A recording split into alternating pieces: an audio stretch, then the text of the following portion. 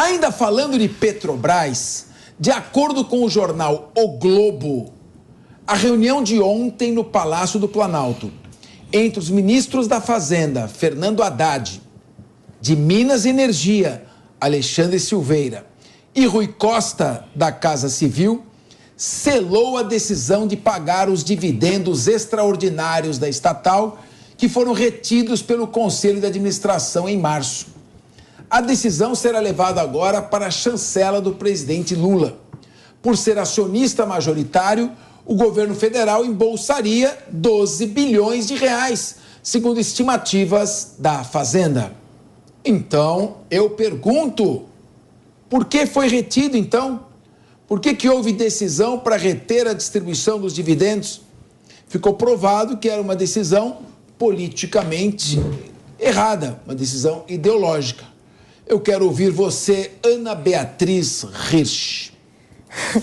Eu fico embasbacada com essa quantidade de idas e vindas do governo com relação às decisões. Nesse caso da Petrobras, veja só, houve toda uma comoção porque houve essa ingerência política para que os dividendos não fossem distribuídos da maneira habitual e fossem distribuídos em uma menor proporção.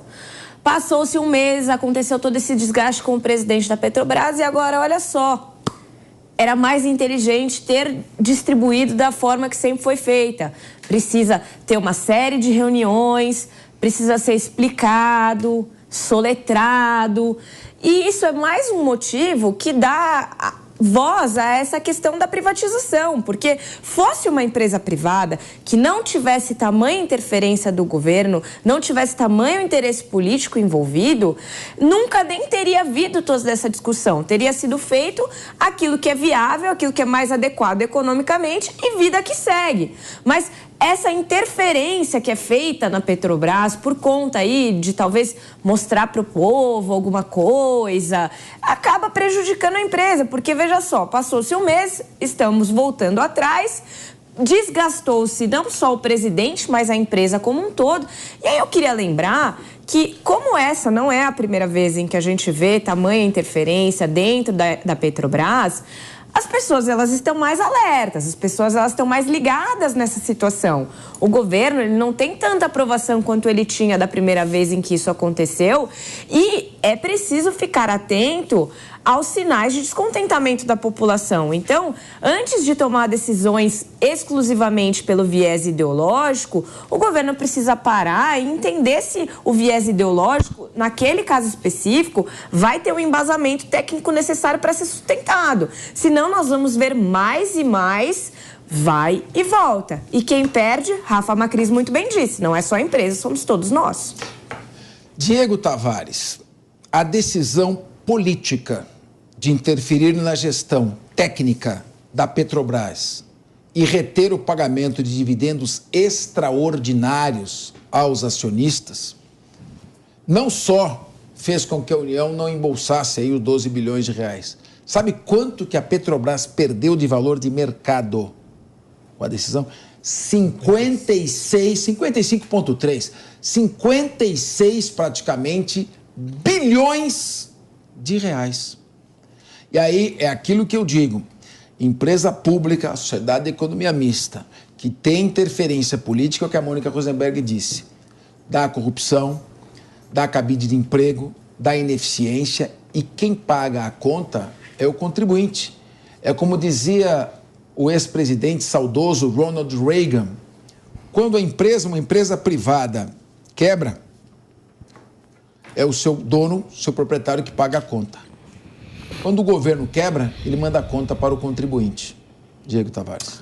Exatamente, professor Capês. E o que eu não entendo, e, enfim, sinceramente não vou entender, até porque não dá para entender, é como que se faz matemática de forma ideológica. 55 bilhões de perda de valor de mercado por uma decisão. Isso é equivalente a mais ou menos acho que 10% do valor da Petrobras. Como que eu falo que eu estou guardando 72 bi para gastar em infraestrutura, que são os dividendos que foram retidos, se eu já parto dessa conta de uma desvalorização da própria empresa de 55 bi? Ou seja... Aqui, viu? Ó, só para dentro do seu raciocínio, está no site G1. abre aspas, a decisão da Petrobras de não pagar dividendos extraordinários para acionistas gerou um tombo de 55,3 bilhões de reais no valor de mercado da empresa e criou uma polêmica para o governo federal, o maior acionista da petroleira. Fecha aspas. Só que a empresa não está no mercado. E novamente, não está no mercado, não. Ela está no mercado através da venda de ações. Então caiu a ação um pouquinho. Esse número aí... E, de novo, o que a gente tem que considerar que não é o primeiro tombo que o valor de mercado da empresa recebe por decisões políticas. A empresa já acumula, acho que quase 130 bilhões em perda de valor de mercado desde que essas decisões políticas começaram a tomar conta da direção da estatal. Então, a matemática não mente. É óbvio que essa gestão, essas tentativas de avanços políticos sobre a estatal está sendo extremamente prejudicial. E prejudicial, como foi dito aqui, para a sociedade brasileira, que é a maior acionista da empresa. É impressionante. A Mônica Rosenberg quer fazer um contraponto, Macris. Com certeza. Como é contraponto, vamos deixar ela falar agora. Pelo que eu sei, eu também não sou economista, mas quando despenca o valor de uma ação, isso reflete que a saúde financeira de uma empresa não está tão bem assim. Então, na época do Petrolão, também as ações despencaram. E na Lava Jato também. Lava Jato despencaram. E agora, quando você o mercado começa a farejar que é interferência política, as ações caem também. Agora, se for que não está no mercado, não é que não está no mercado, as ações estão no mercado, podem ser adquiridas pelos... Eu só queria fazer só um pequeno arremate. Claro, porque ela vai vir pau. Então, você faz porque já se prepara que vai vir contraponto. A Mônica é minha amiga. Se ela me passar do ponto... Vou bater com carinho. Eu perdoo.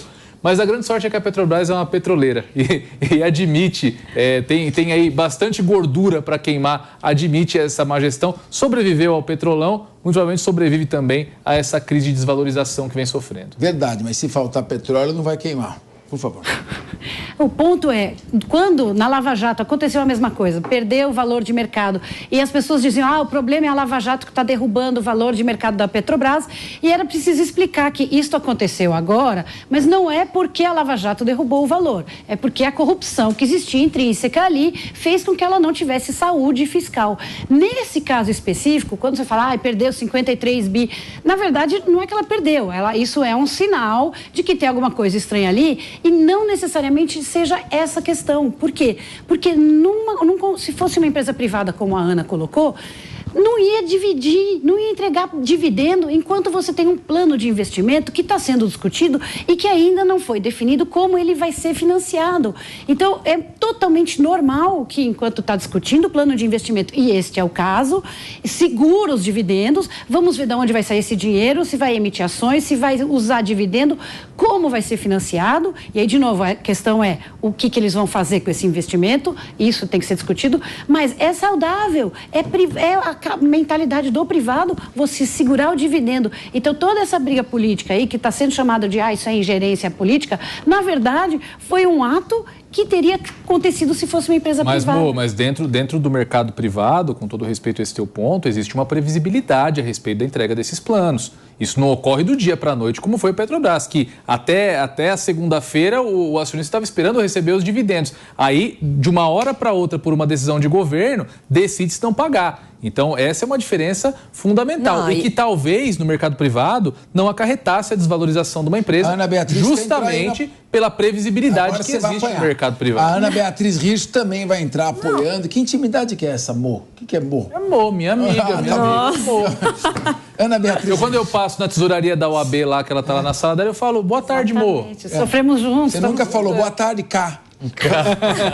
Ana Beatriz. Não, eu acho que esse ponto da Mo tem toda uma validade, mas eu foco na falta de transparência do governo com relação a este ponto, se é que essa foi mesmo a linha de raciocínio da empresa ao segurar aqueles dividendos.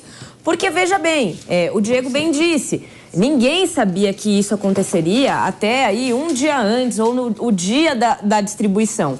Se era mesmo algo planejado e previsto por força de uma série de investimentos que precisam ser feitos na estrutura da empresa, o que eu concordo, se precisa mesmo, tem que ser feito, tem que usar esse dinheiro para isso mesmo. Mas isso deveria ter sido discutido e avisado a estes acionistas antes que simplesmente acontecesse, pegando todo mundo desprevenido. E me parece que foi isso que aconteceu.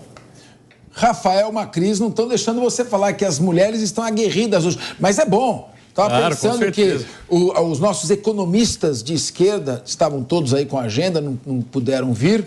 Então eu já estava preocupado que quer ficar uma mesa muito concorde. Eu gosto quando dá polêmica. Eles fugiram, então, isso é indefensável. Não é verdade, não é verdade. Fugiram. Não é verdade, isso é intriga. Rafael Macris. A grande verdade, Capês, é que existem muitos políticos no Brasil que acham que o dinheiro das empresas estatais é infinito. Essa que é a grande verdade. O Diego colocou aqui, foram cento e quantos bilhões de prejuízo? 130, salvo engano. 130 desde o atual governo federal. Desde a atual gestão do governo federal, ou seja, 2 anos aí praticamente, nem isso. Já foram 130 bilhões de reais de perda de valor de mercado da empresa. O governo tem mais de 50% das ações, ou seja, metade desse valor, 50 e poucos bilhões de reais, é prejuízo para o Brasil. É prejuízo de dinheiro que poderia ser gasto em outras coisas, entendeu? Então, isso que não entra na nossa cabeça. A gente poder ter uma gestão profissional de uma empresa que torne ela viável financeiramente, que torne a empresa saudável, que distribua seus dividendos, enfim, que não gere prejuízo aos cofres públicos, não. A política brasileira prefere indicar um cargo aqui, indicar um cargo ali, tomar uma decisão política totalmente inversa do que aconteceria numa gestão privada, prejudicar a empresa, perder dinheiro dos brasileiros e para eles tanto faz como tanto fez. Bom,